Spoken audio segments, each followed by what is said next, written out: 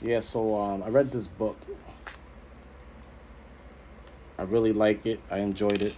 I learned a lot. It's from John Eckhardt. It's a best-selling author of prayers that rout demons. It's a book about deliverance and spiritual warfare manual, a comprehensive guide to living free. Now, this book is very interesting. Like what I read, like I've been doing a lot of research on deliverance and stuff like that. And a lot of times, like churches don't like to teach deliverance. A lot of churches teach the love of God and everything, prayer, of faith, and scriptures and everything and all that. But when it comes to miracles, they really don't like expressing too much about deliverance. And deliverance is something that is part of a ministry. There's so many different areas of ministry. Prophesizing, deliverance, evangelizing, pastoring, singing, praying. There's so many different, you know, levels or different parts of ministry, and deliverance happens to be a big one that is never taught. They don't teach this in churches or anything like that. This is something they have to learn through experience and reading the Bible, and learning how Jesus delivered and how his disciples delivered, and it's this book is really amazing, and like I learned a lot. I learned that there's different types of demons. There's some that are stronger than others. There's some that are like really like tough, where you actually literally have to fast for days.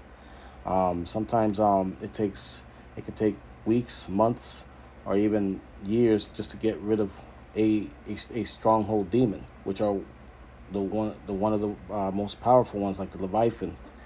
It also talks about the Amadon, and I forgot what other ones. It's in the book, but what I want to do is I want to go through this book with you guys. I could do lives, and I was wondering if you guys would like for me to do this. I would like to do this with you guys. I might skip through here different parts and everything. Basically, try to hit the most important parts, because there is a lot of information in here and this and everything. If any of you guys got this book, man, read it. And if you already read the book and you want to join in the live when we talk about this stuff, I mean, hey, it's awesome. Do so. I learned about um, I learned about generational curses, how we inherited some of those, how they've been through generations and generations of our ancestry, to the point where it's so enrooted into us. Those are the ones that are give you a nice big fight, where it might take, you have to fast for like days or weeks, and it might take days, weeks, months, years, just to get rid of those type of strongholds. Um, it's really interesting. I really like the book. Again, it's by John Eckhardt. Um, I'll read a little introduction behind the book, if you don't mind. I'll share it with you guys. It says, demons want to take your peace, joy, health, and prosperity. Fight back with this easy to use guide. God has established the victory for you over the powers of the enemy. Deliverance will give you rest, and through spiritual warfare, you will gain the endurance, training, and strategies you need to live abundantly under the covenant blessings of God, bringing much needed light to expose the works of darkness. The Deliverance and Spiritual Warfare Manual provides essential information on spiritual warfare basics and strategy, including the names of demons and strongholds and specific prayers against them, a ministry of deliverance and prayers for self deliverance, fasting, prayer, and intercession for others, and much more.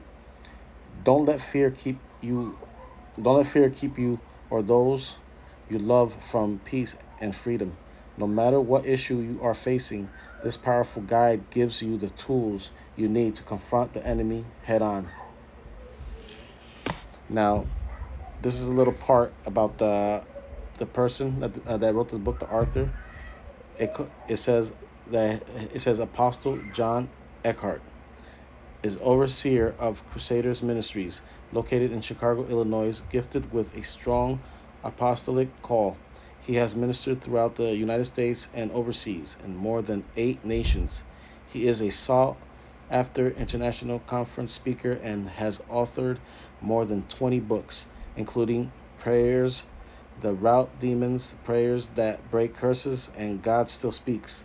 Eckhardt resides in the Chicago area with his wife, Wanda. Alrighty, so guys, man, if you guys want to do this with me, hey, I'm down. I read this book. I would like to do live so I can go through certain parts of the pages of the book and everything. Maybe we can have a discussion. Maybe you might want me to look up something in the book. If it says XYZ or this or that, I can do this. It's a pretty cool book, And like I said, I've been reading books about deliverance. I just want to give a testimony. The reason why I'm reading this book. First of all, I did pray. I asked God, the Holy Spirit, to please guide me while reading this book, because it can be dangerous, because demons do not want us to learn how to deliver.